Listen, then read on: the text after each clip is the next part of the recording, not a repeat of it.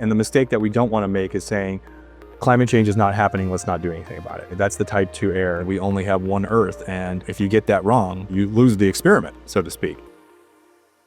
Greetings, Earthlings, and welcome back to Earthlings 2.0, the show where we imagine how we could be better versions of ourselves and build a collective future we actually want to live in. Now, you may have heard of the speculation that the famous Tornado Alley in the United States is shifting, that it's moving from the center of the country more to the east, or that hailstorms are becoming more frequent and rainfall is becoming more unpredictable, and more rain is falling for a longer period of time in one area. So, with all of this extra moisture in the atmosphere, these extremes that we used to call once in a lifetime or 100-year storms are becoming something much more common. You're getting 100-year storms every 5 years in some regions. And that's making them also more dangerous and more expensive. And our guest today is going to help us suss out what we can expect from weather models in the future and how to understand why things are getting so extreme. But before we get there, I'm your host, Lisa Ann Pinkerton. I'm the founder of the award-winning PR firm Technica Communications and the founder of Women in Clean Tech and Sustainability. Before building those organizations, I was an award-winning environmental science, health, and tech reporter for NPR and PBS. And whether this is your first or 50th episode, thank you for joining us. It's our pleasure to bring you this story and others. Please feel free to check out our feed. And we're just thrilled that you're enjoying the content because we love making it. If you want to be more involved in our community, the single most effective thing you can do is share this podcast with a friend of yours. And that's not just like talking about it, like literally find a link from your podcast app and text it to them because that's going to help ensure that they'll actually remember to check out the show. If you've done that or you continue to do it, thank you so much. That's really helpful in growing our community. The other things you can do is join our Substack newsletter. The link is in the show notes, and you'll get a monthly digest of what's happening on our feed. And you can also take our listener survey and tell us what you think of the show. And thank you to Resource Labs for having us on the network. Now, you might be thinking that it's the CO2 concentrations that we should worry about when it comes to a warming planet, and you are correct. How this connects to more extreme weather is that as CO2 concentrations increase, that leads global temperatures to rise, which then leads to more water to evaporate because things are warmer.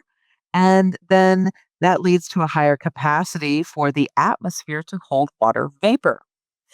Fun fact, or not so fun fact, water vapor is technically a greenhouse gas, and that is because it can allow the atmosphere to trap more heat. So not only does water vapor influence precipitation and weather patterns, it is part of what is causing our planet to warm up. So this is why scientists call it a positive feedback loop. The more CO2, the warmer the planet, the more water vapor in the atmosphere, the more heat is trapped, the warmer the planet, the more water vapor, more you get it, right? This keeps going on and on and on. All of this is leading us as Earthlings to feel like things are shifting. Some people might complain that they can't go skiing until mid-January or that it's still snowing in May. Additionally, all these averages feel like they're also getting more extreme. And it's in these extremes where we find some of the hardest to predict and most socially significant impacts of a warming planet. So, our guest today is going to help us figure all this out. He is one of the nation's leading experts in extreme weather forecasting and climate modeling. His name is Victor Gensini, and he's an associate professor at Northern Illinois University, where he leads groundbreaking research into severe storms, hail, and how these systems shape our understanding of risk. He's also behind the ICECHIP project, which is a field campaign dedicated to understanding hailstorms and their growing social impact. We caught up with Victor from his house in Illinois, and we kicked off our conversation around a refresher on statistics and what we mean by more extreme weather. What we call extremes that represent very small percentages of the overall total have a disproportionate impact on society, right? I mean, The general forecast of 65 degrees and fair skies tomorrow doesn't impact somebody, but 125 degrees with a heat index of 130 has a big societal impact, right? And if you really kind of pick apart extreme weather research, what you'll see, especially in the last 40 to 50 years, are more extremes, more extreme heat, more extreme flooding. We just came out with a paper recently that was looking at extreme hail size, thunderstorm activity, more extremes. And extremes, again, represent such a small component of the distribution that it's so hard to look at them statistically and kind of make really robust conclusions. And so we rely on the evidence of observations, we rely on models to try to help us better understand those impacts that, again, represent a very small fraction of the overall total, but have a disproportionate share in terms of their impact on lives and livelihood. And it's a very interesting area of science because it requires knowledge in computer science, atmospheric science, and statistics, kind of blending all of those together to better understand these extremes. And then, of course, at the end of the day, sociology, society, how do those extremes actually impact people, which is really the most important thing at the end of the day. And we're told that these extreme weather events are going to become more frequent and more intense as climate change continues to increase. So, for a baseline for all of our listeners, why is that? It really has to do with how climate change alters the distribution and frequency of these events. Let's take an example of temperature. In a warming climate, we don't just shift the mean distribution or the mean overall temperature. We actually take that entire statistical distribution and we move it in one direction, or we flatten it and change the standard deviation. And so it just becomes, for any individual event, especially out on the tails, the probability or likelihood that that event occurs, given a 1,000 day or 1,000 year sample, just becomes more likely. So it really is a big, giant game of kind of probability and statistics. And what climate change really does at the end of the day is not directly cause an event. It attributes a greater likelihood or probability that that event would unfold given the changing distributions. And it really is challenging because, generally when we talk about extremes, we're not talking about a giant flood that is the size of a continent. That's kind of easy to predict. We're talking about extremes now on the order of things that are happening and impacting people on their block, in their county, right? Things that are very local in both space and time. And those are very challenging because of the models that we have to use to try to anticipate and predict these events. I once heard that some of the reasoning around why some of these events might become more extreme or more frequent was because the more climate change continues to affect the planet, like the more moisture we have in the air. And so then that then influences and makes bigger storms and makes more frequent storms. Is that correct? So it's super complicated, but at the end of the day, there's a relationship called the Clausius-Clapeyron relationship, which basically is a relationship between temperature and the amount of water vapor or moisture that the air can hold at that temperature, at capacity. And the relationship is something like this. At warmer temperatures, the air can hold more water vapor. It has a greater capacity.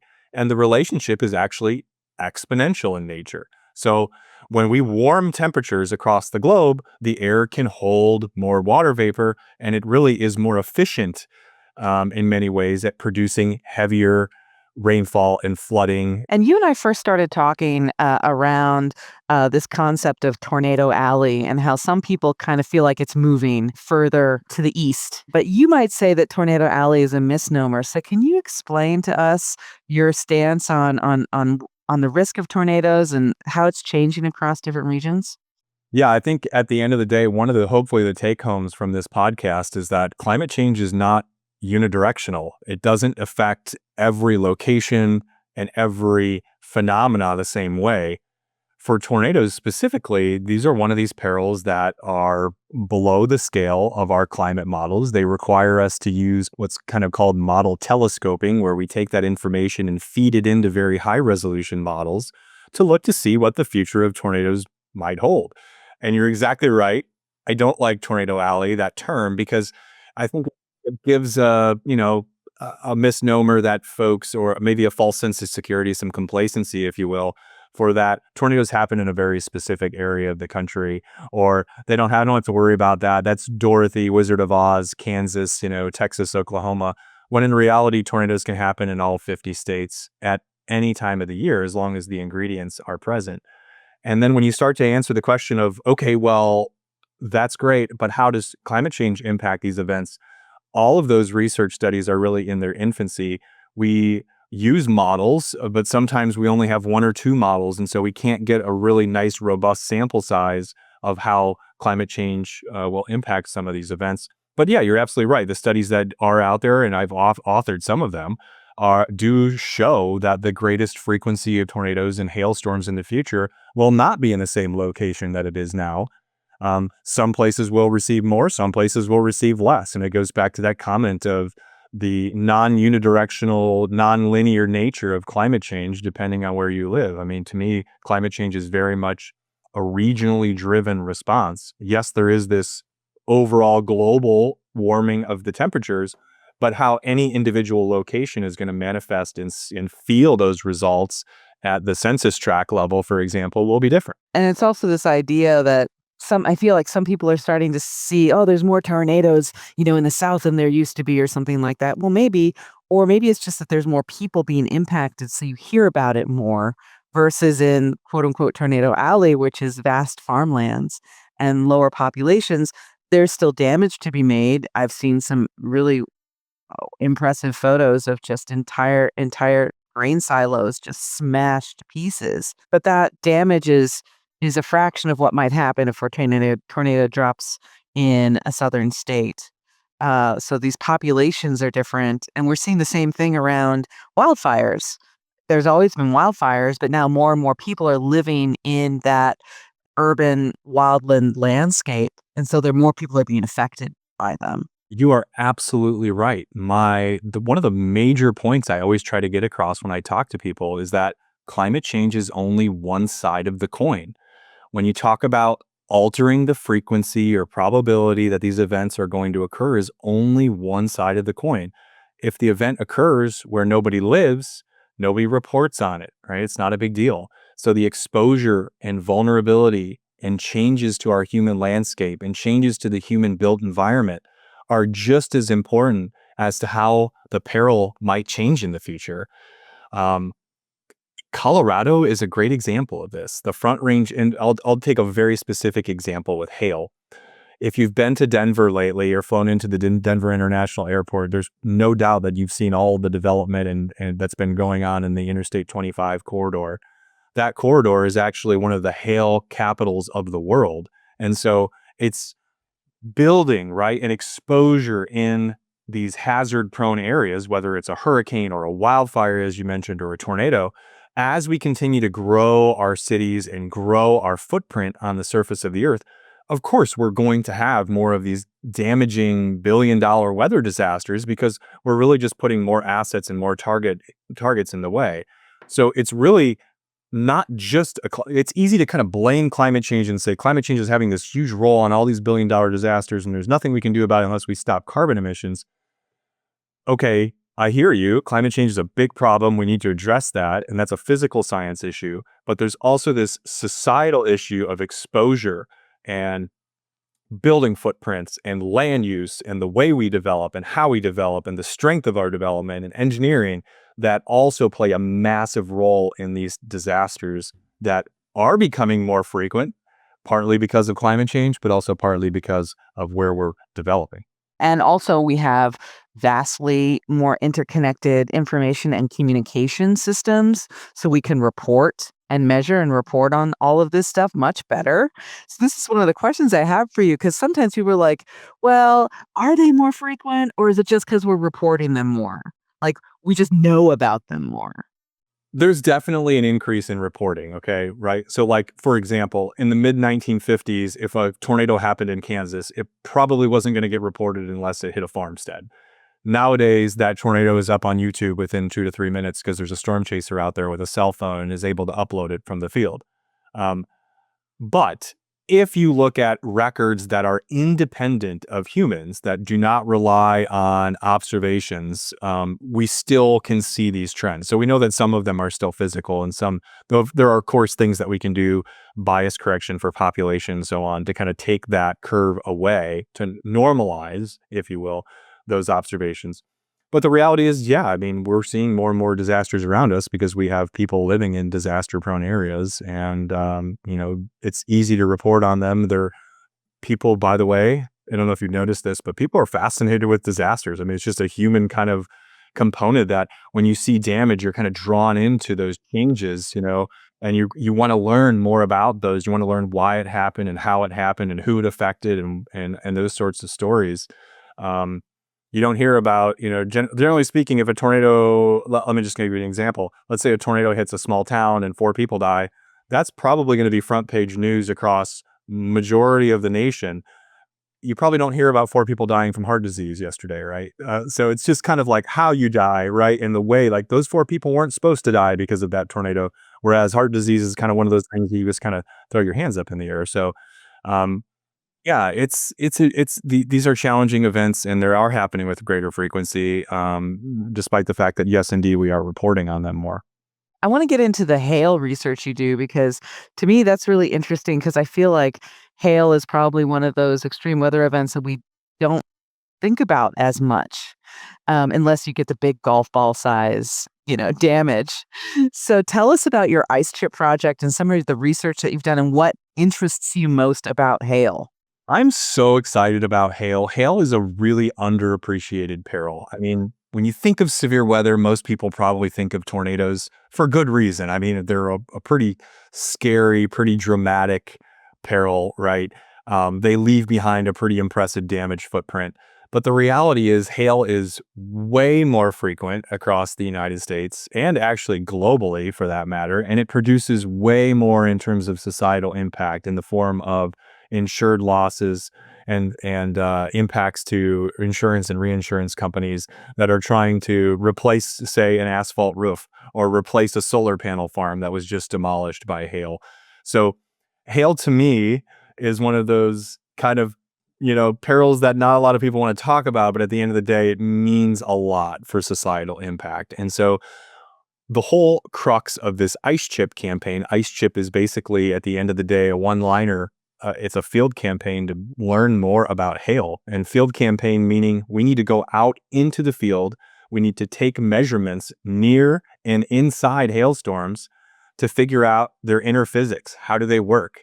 What makes them tick? What makes golf balls versus penny size hail? What makes the largest of hailstones, the ones that get to the size of grapefruits and softballs? What makes those storms? Um, and right now we don't really know a lot about hail. We know some general inner workings you need some humidity, you need some updraft, you need some wind shear. But this entire field campaign is hopefully going to make leaps and bounds forward for hail science, so that at the end of the day, we can give better predictions and projections as to what environments are going to be most likely to produce hail and ones that are going to be, likely to produce small hail that has little to no impact on people. So we're really excited about that campaign. We're going to be out in the field. You might see us drive by if you live out in the Great Plains of the United States, driving by these and sampling these storms in a safe manner. But the whole goal is to capture these observations so that we can make better informed research and create new knowledge as it pertains to hailstorms and how they form. Speaking of the advancements in modeling and measurements, what is some of the most exciting technology that you've seen come online in recent years that you think is going to vastly improve our knowledge and ability to predict some of these extreme events? One of the things that we have in the United States, and we're very, very lucky to have this network, is the Doppler radar network. And actually, the Doppler radar network is not anything new. It's been online since the early 1990s.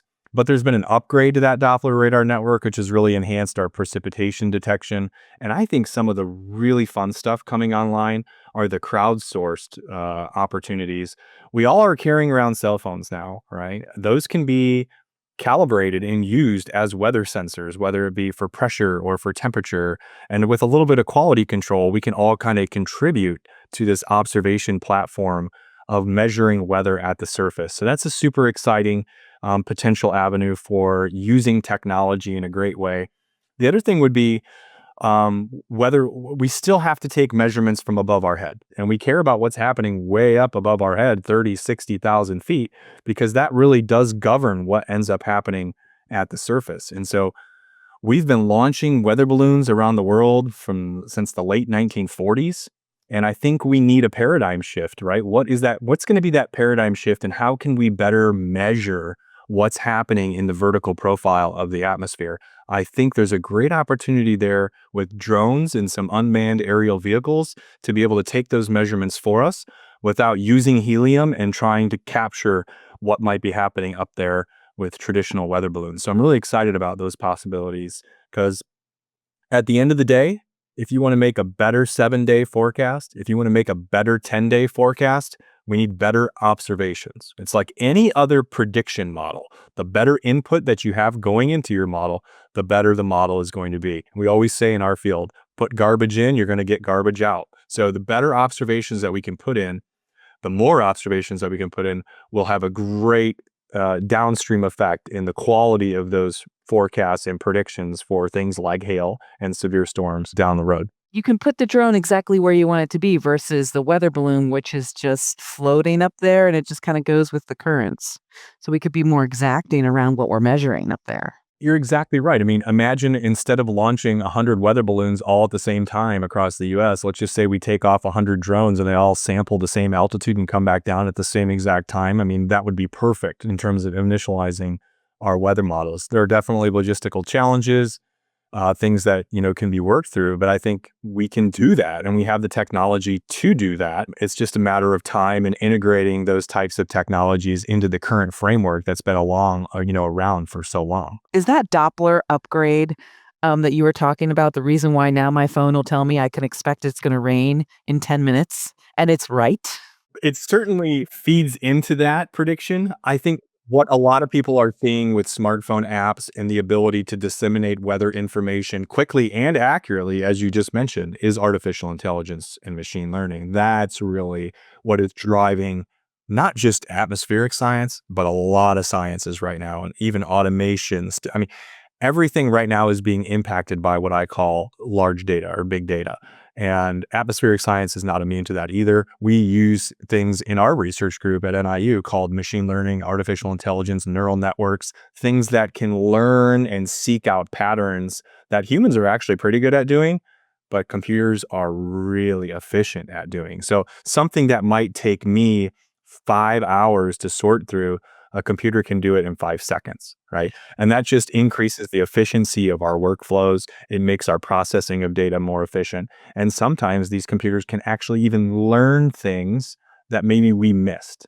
And so I really like this idea of kind of what's called a human in the loop AI, where you have domain experts that are well trained in the science, and then you pair them up with artificial intelligence and machine learning for discovery. I think that's an amazing area of possible, um, you know, avenues for creation of new knowledge where I can have, at the end of the day, this is really kind of quite strange, but imagine cloning yourself 7 times and then bouncing ideas off 7 different, people that are all kind of trained as domain experts. And I think that AI opens up the possibility of that. And of course, there's a lot of ethical considerations that come with that.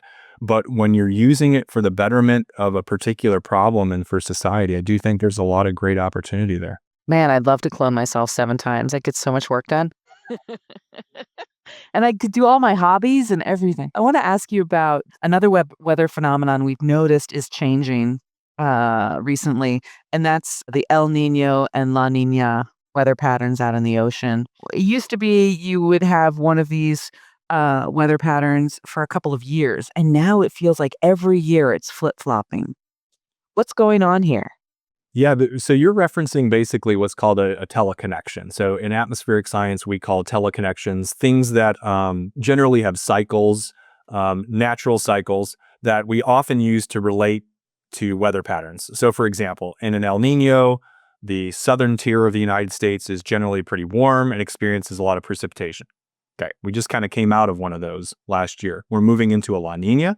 So La Nina, generally speaking, is a little bit cooler and drier in the Northeast United States, and has implications for drought in places like the high plains and so on and so forth. What your climate change is doing, right? So we still have these natural oscillations that occur in the cycles, but they're happening in the background is this massive upward trend in ocean temperatures and air temperatures that are really moving the goalposts, right? So we're kind of on this football field and we're trying to kick a field goal to predict something, and yet very slowly, right, the field is drifting to the right. The uprights are drifting to the right. And it's a problem with climate change because we train all of our data and our models off of historical climate, because we don't know what the future is going to hold. We have model projections of that, but we rely on these historical goalposts of, okay, what's normal? If you're in Alaska in Juneau, what's normal? How do you define normal? Normal is defined as the last 30 years of data. Well, if you look at the last 30 years in Juneau versus the previous 30 years before that, they're completely different.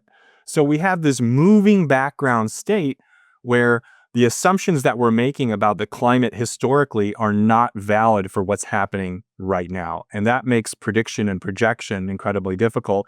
And things like El Nino and La Nina, which are just measures of water temperature in the Pacific Ocean, are changing through time. And so some of these relationships are also changing through time. And there's no guarantee that these types of weather pattern relationships, these teleconnections, are going to manifest themselves the same way in a future warmer climate. I think I've mentioned this to you before, but we are really in an experiment, right? We can't stop everything that's happening and say, okay, this is the control Earth, and now we're going to pick up and go fly to the experiment Earth, and we're going to change CO2 and see how everything reacts.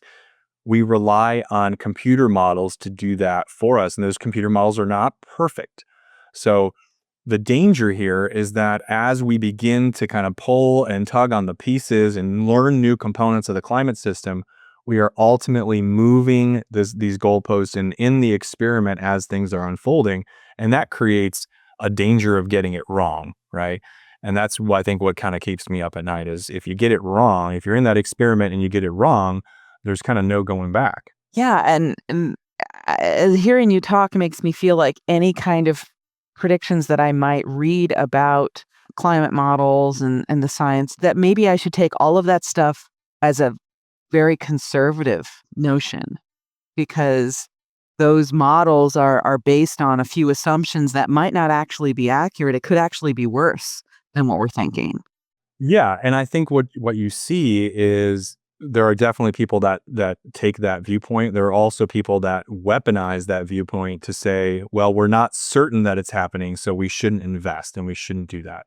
And here's my response to that line of thinking. All predictions boil down to what's called a 2x2 contingency table. So in one corner, there's four corners. In one corner of the table, you could think of, I forecast that it's going to rain, and it actually rained. If I forecast it's going to rain and it actually rained, that's a good prediction. You brought your umbrella, you saved yourself from the rainstorm. On the opposite corner, there's I forecast no rain and it didn't rain. That's also a good forecast, what we call a correct null. Okay. Then there's these other two corners where you can see what's going to happen, right? There's going to be an error, but let's see how bad the error is. Let's say I forecasted rain, but rain didn't happen. That's called a false alarm. So you brought your umbrella, you were prepared. There was probably some sort of cost that you associated with that forecast. It didn't pan out, but you were prepared. That's called a type 1 error, right, in prediction. And then there's the one that everybody is so worried about. That's what's called the type 2 error. That basically says, I forecasted it wasn't going to rain, but it did. And so guess what happens there? You don't bring your umbrella, you were unprepared, it rains on your parade, we have a type 2 error. Those are, generally speaking, in the prediction framework, the errors that you want to try to avoid. And if you take that same idea and concept with climate change, what we're basically saying is We forecast it's happened, it happens. We're not forecasting that it doesn't, so that one's kind of wiped out. And then you have these other two mistakes. And the mistake that we don't want to make is saying climate change is not happening, let's not do anything about it, right? That's the type 2 error. And we got to be very, very careful and conservative because, like I just mentioned, we only have one Earth. And if you get that wrong, you lose the experiment, so to speak. You create a type 2 error. And the other one I'm starting to hear a lot of as well is this concept of overshoot. Like, oh, well, we can let the temperature rise over 2 degrees C and maybe even close to 2.5. But then, by then we'll get everything organized and we can pull back from that. But there's some feedback loops that we won't be able to stop at that point. You're exactly right. There are things that happen that even if we were to shut down emissions tomorrow globally, emissions will still continue to increase because of a lag effect and this overshoot that you're referring to. And so even if we aim for more fuel efficient standards and globally we reduce carbon emissions by 2050, there will still be a warming effect to the planet that lasts well beyond the residence time of taking that carbon back out of the atmosphere. And so the major issue is we don't exactly know where those tipping points are at in our climate system. In other words, what might happen if we get to a specific point that we can't get back from? What triggers changes of circulations in the ocean or the atmosphere that will ultimately forever alter our climate system? And, there are some hypotheses out there as to what those levels are of warming and exactly where those tipping points might be. But the actual reality is those are just modeled, right? And we don't know for certain where those tipping points are be. And once you get past a tipping point, it's incredibly dangerous because of the positive feedback loop. You get into these loops where for example, you completely melt a glacier. And so now you don't have that white albedo surface anymore that reflects a lot of the incoming solar radiation. All of that radiation is transferred to the surface. And now you create an even faster warming loop feedback in the climate system. Those are things that, I do worry about. And I can't say for certain where those tipping points are, but when and if we do hit those will be very, very difficult to return back to the initial state that we were at. Climate does vary naturally. I mean, climate varies over hundreds of thousands of years through Milankovitch cycles, and we are all well versed and understand old glacial ice ages and so on and so forth. We're not talking about that when we're talking about climate change. We're talking about this rapid increase that has happened over a human lifetime, not over the cycles of 100,000 plus years that are associated with some of these glacial minima and the Maunder minimum and so on. That is not the type of climate change that we're talking about here. Many of us who get into this field, we obviously all had an interannual variability in a climate class that taught us about all of those natural variability in cycles. That's not what we're talking about here. The rate of change is not consistent with interannual or intraannual or natural variability. The rate of warming that we're seeing is directly due to the influence of humans emitting fossil fuels into our atmosphere. Yeah, when you see that data and you see that spike, you're like, "Oh, that's not natural. What's the anomaly? What is the new variable that was brought into this equation that could create that outcome?" And here we are. Yeah, industrial revolution, absolutely. Yeah. People who understand what's happening with our climate and want to be prepared. I hear more and more conversations with people asking like, I wanna move to a safer location, but I don't know where that would be. And I try to in my world, I'm like, I don't know that there is a place on this planet that isn't gonna be affected by weather or climate change. Like, I don't know if you can really find that place. But I wanted to ask you, since you study all of this stuff, what are some locations around the globe that you think are gonna be less impacted than others? Yeah, that's super hard because I think there's going to be perils, whether it's, inland flooding, whether it's earthquakes, tornadoes. I mean, there's just a lot of natural hazards in very, very few places on the earth where you're like, okay, you don't ever have to worry about a natural hazard in this location. I think what's maybe, more of an issue here are the acute issues that climate change may pose. So, for example, if you're living along a coastline in Florida, you have a pretty high probability of A, being impacted by a hurricane on any given year, but also B, this long-term background risk that's increasing with sea level rise and nuisance flooding and those sorts of issues that climate change are going to continue to pose. If you're living in any urban area, right, urban flooding is going to continue to be a problem. If you're in places like the Central Great Plains, we just got done talking about tornadoes and hurricanes, wildfires, right? Any woodland urban interface is going to have issues with wildfires. There's just not a lot of places that are kind of safe and you don't have to worry about any natural hazards. But you can make choices regarding mitigating the impacts of these disasters, right? In the case of wildfires, you can make decisions about what sort of trees and shrubs and wildfire barriers you plant in and around your home. If you're wanting to mitigate the impacts of hail, you can choose as a homeowner to put on a more hail resistant shingle. If you live in hurricane prone areas, you can install hurricane clips in your house to make your structure way more fortified. So there are little things that homeowners can do and that people can do to kind of mitigate the impacts that might occur should a natural hazard happen. And I think those are the types of things that we should incentivize and ask people to do, because the reality is that we're never going to be able to stop a tornado. We're never going to be able to stop a hurricane from hitting your location, but we can engineer solutions that are more resilient. Thank you for that. And water too is something I think people are really concerned with. And I remember, I don't know, 20 years ago when I was doing reporting, there was this famous Pentagon paper that came out around the resource wars and water wars and all this stuff. We don't hear about that as much. We hear more about climate change these days. But what's your take on how water availability might change as climate change continues to take hold? I think we're seeing it on the forefront right now. Certainly, we have seen it over the last decade in the West. There are literally court cases and wars occurring over watersheds, their tributaries, how water is obtained, stored, and used, including restrictions on water usage. Um, where I'm at here in the Midwest, many folks in rural areas are on their own wells. And so if you look at some of the wells that are kind of serving lots of residential neighborhoods, they're fairly shallow aquifers.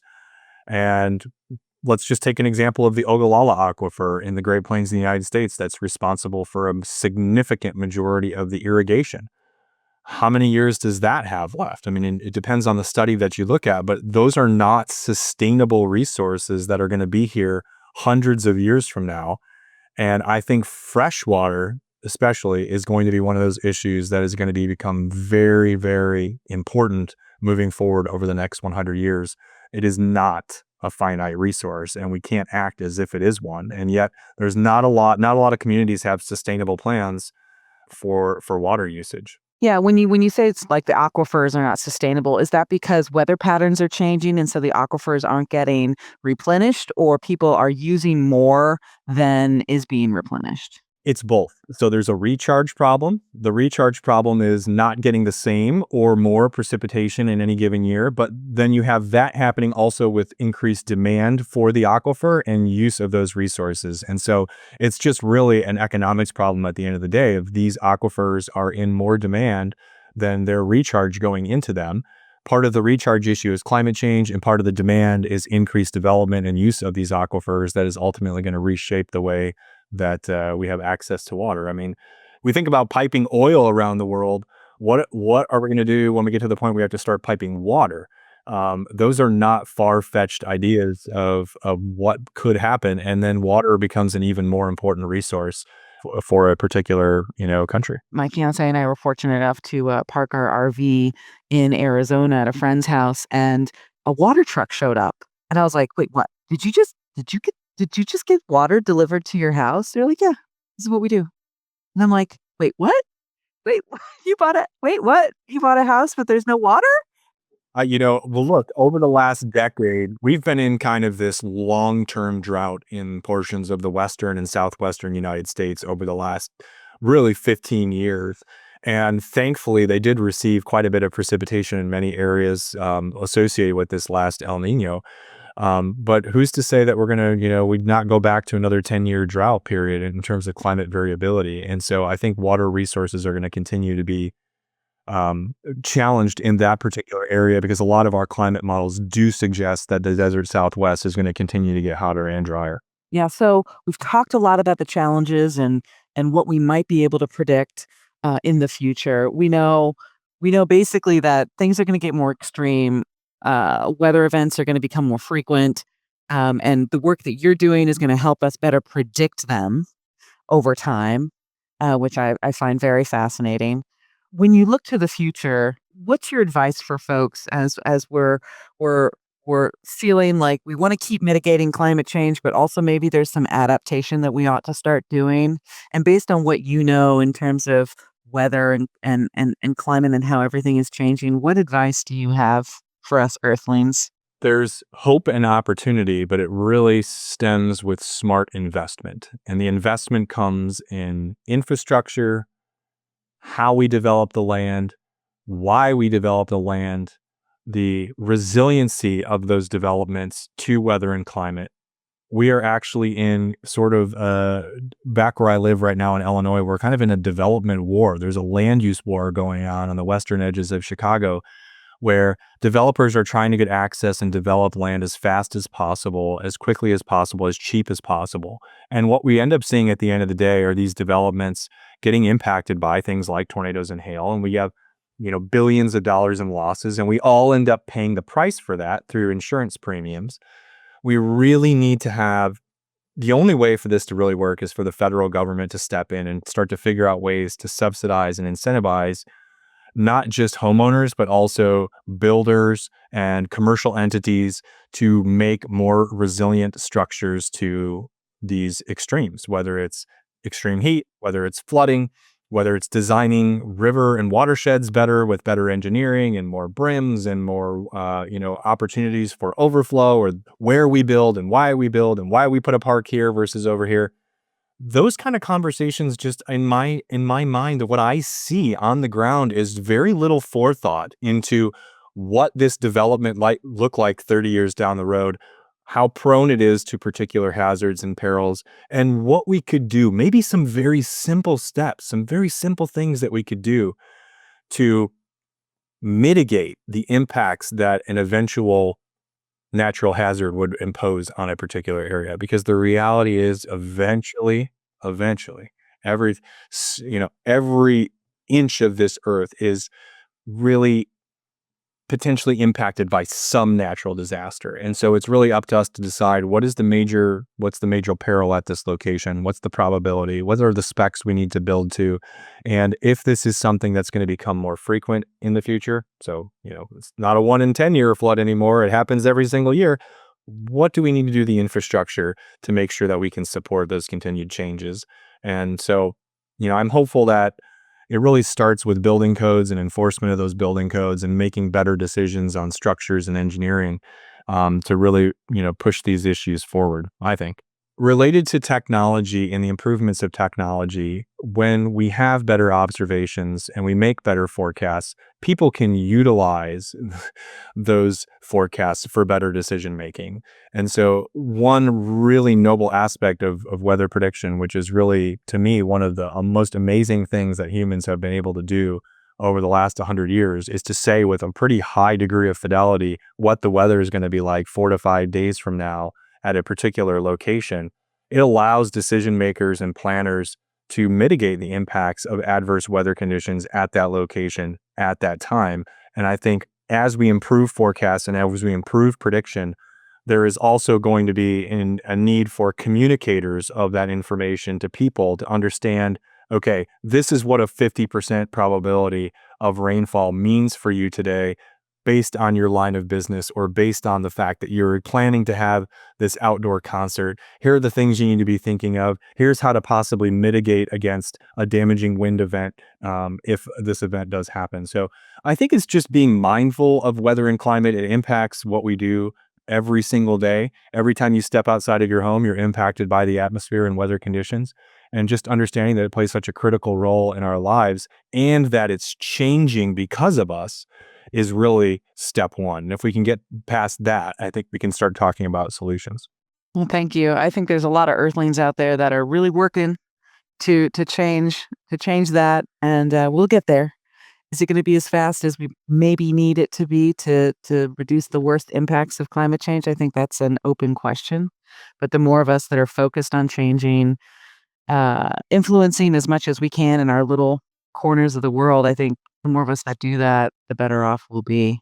We do, and we really all need to have a glass half full approach, because if you take the pessimistic approach of, we're not going to be able to change this. This is a wicked problem. It's not just a problem of the United States. We have to get India and China involved and some of the larger countries that are producing a lot of the emissions.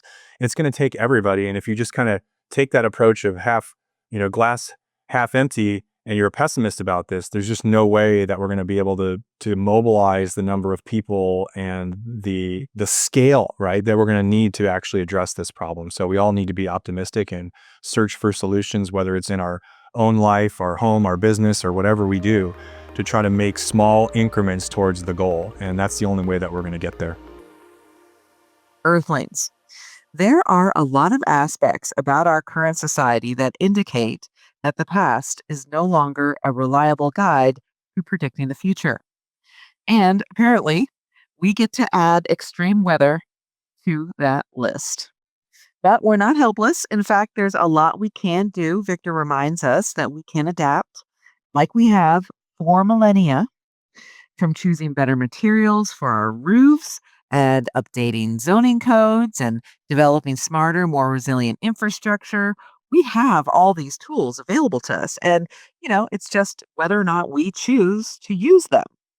And it's also not really about climate, it's about how we build and how we are preparing ourselves to live in a rapidly changing environment, how we are choosing to make ourselves more adaptable and go with the flow. So that is a natural segue into who is restoring our faith in humanity this week. Her name is Amy Remy, and she is affectionately known in her community as the Hail Lady of Texas. And she decided to tackle the unpredictableness of hailstorms head on. So, what happened? Amy's home was struck by multiple hailstorms, very destructive hailstorms in a single year. And I don't know about you, but that would really piss me off and drive me to action. So she tapped her passion as an amateur meteorologist to create a community driven hail reporting network. So she invited all of her neighbors across Texas to share real time data on hail size, intensity, and damage. And this grassroots initiative gained the attention of professional researchers like Victor, although I don't know if Victor is using this data, but I assume he is. And so now they are incorporating her detailed observations into advanced hailstorm prediction models. So Amy's initiative and approach to citizen science is helping improve extreme weather forecasts and empowering communities with life-saving knowledge and helping to foster more resilience in vulnerable areas. So to Amy and all the citizen scientists out there, thank you for reminding us that meaningful change often starts right in our own backyards on this beautiful blue-green space flower that we call home.